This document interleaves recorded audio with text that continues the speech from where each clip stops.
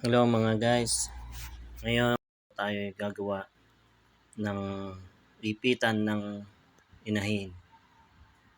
Ngayon ako yung magwe-welding ng kanilang mga bakal. Yan sa palibot para hindi siya makalusot.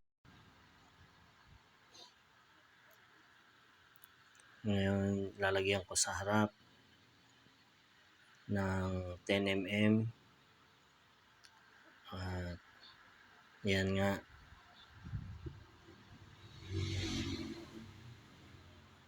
Sa bawat side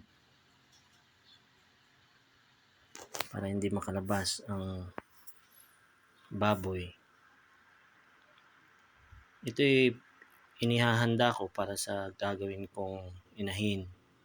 Nang sa ganun, habang siya'y maliit pa, ay masanay siya sa kanyang kulungan.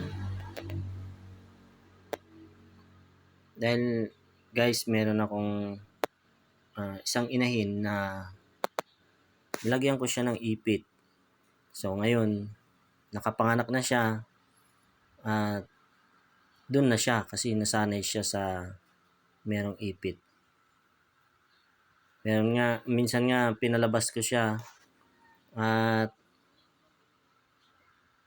tinignan ko kung gusto niya na lumabas. Yun, ayaw niya na lumabas sa kanyang ipit.